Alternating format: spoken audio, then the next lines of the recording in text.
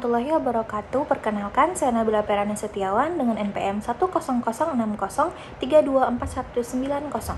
Penetapan dosis obat pada setiap spesies hewan tidak dapat disamakan karena masing-masing memiliki perbedaan fisiologi, metabolisme, dan cara tubuh memproses obat. Prinsip dasar pemberian dosis harus mempertimbangkan berat badan, umur, fungsi hati dan ginjal, kondisi kesehatan, serta respon spesies terhadap zat aktif obat. Pada hewan ruminansia seperti sapi dan kambing, adanya rumen yang kaya mikroba dapat memecah atau mengubah obat sebelum bekerja, sehingga pemberian obat sering dilakukan melalui suntikan atau dengan penyesuaian dosis oral agar tidak mengganggu keseimbangan mikroflora rumen.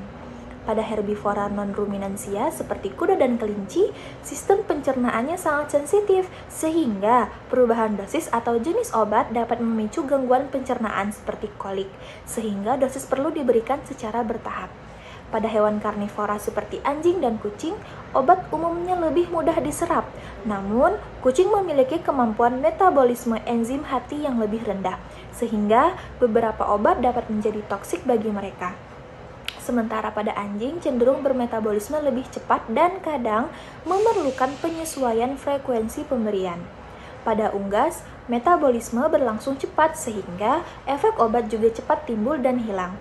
Sehingga dosis harus dihitung dengan tepat dan umumnya diberikan melalui pakan atau air minum. Selanjutnya, pada hewan kecil atau eksotik seperti hamster dan reptil, berat badan yang kecil membuat kesalahan dosis sedikit saja dapat berakibat serius. Ditambah metabolisme reptil yang lambat, terutama pada suhu rendah, sehingga pemberian obat harus sangat akurat dan berhati-hati. Dengan demikian, penetapan dosis obat pada hewan memerlukan pemahaman karakteristik spesies agar obat dapat bekerja secara efektif dan tetap aman. Assalamualaikum warahmatullahi wabarakatuh. Perkenalkan, nama saya Najwa Ramaida Putri dengan NPM 10060324177. Di sini saya akan membahas strategi perancangan dosis. Yang pertama, saya akan membahas konsep strategi perancangan dosis. Strategi perancangan dosis adalah proses menentukan jumlah obat yang harus diberikan kepada hewan untuk menghasilkan kadar terapi yang tepat tanpa menimbulkan efek toksik. Konsep ini sangat penting dalam farmasi veteriner karena setiap hewan memiliki respon biologis yang berbeda walaupun mendapatkan obat yang sama. Tujuan perancangan dosis adalah untuk memastikan obat bekerja efektif, mencapai konsentrasi terapi, mempertahankan efek pengobatan, serta mencegah toksisitas dan residu yang membahayakan manusia maupun hewan. Perancangan dosis menjadi krusial karena setiap spesies hewan memiliki kebutuhan dosis yang berbeda. Perbedaan ini dipengaruhi oleh metabolisme, ukuran tubuh, sistem organ, serta cara hewan tersebut mencerna dan menyerap obat. Sistem pencernaan ruminansia sangat berbeda dengan unggas, dan keduanya juga tidak sama dengan hewan kecil seperti anjing dan kucing. Oleh karena itu, dosis pada hewan tidak bisa disamakan satu sama lain, bahkan tidak bisa langsung dikonversi dari dosis manusia tanpa memperhitungkan faktor-faktor fisiologis yang relevan. Nah, yang kedua ada faktor-faktor yang mempengaruhi strategi perancangan dosis. Perancangan dosis obat hewan harus mempertimbangkan berbagai faktor fisik, fisiologis maupun perilaku hewan. Nah, berat badan dan metabolisme menjadi dasar utama karena semakin besar ukuran tubuh, semakin besar pula volume distribusi obat hewan. Hewan kecil biasanya memiliki metabolisme lebih cepat dibandingkan hewan besar, sehingga membutuhkan perhitungan berbeda.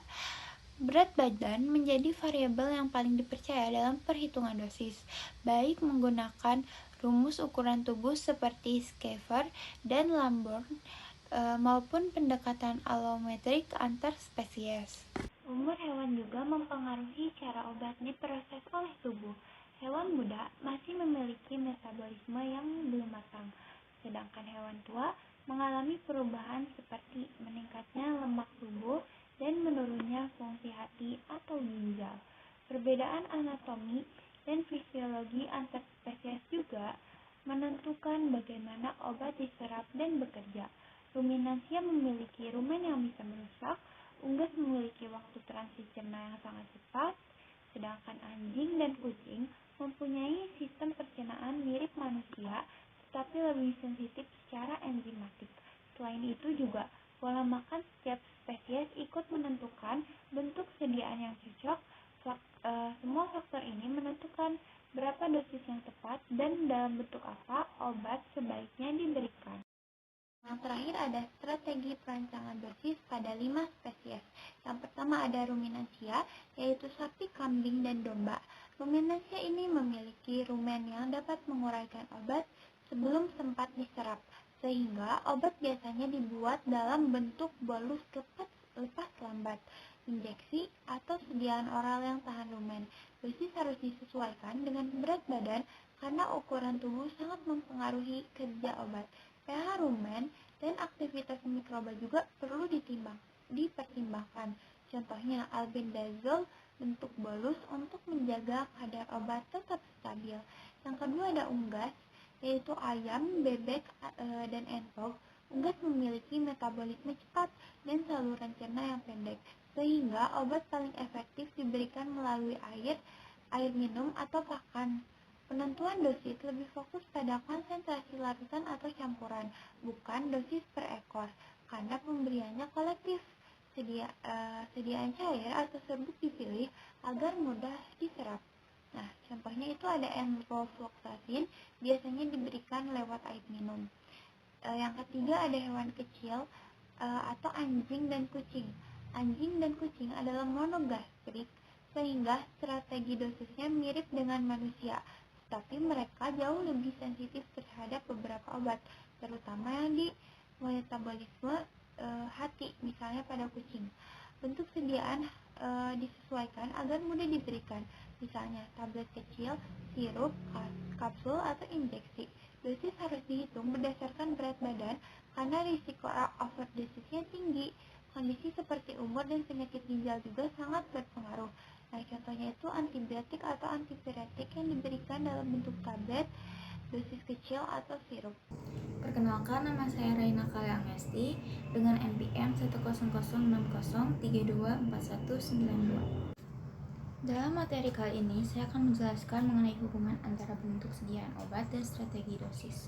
Setiap bentuk obat memiliki kecepatan dan pola absorpsi yang berbeda, sehingga dosis dan frekuensi pemberiannya tidak bisa disamaratakan.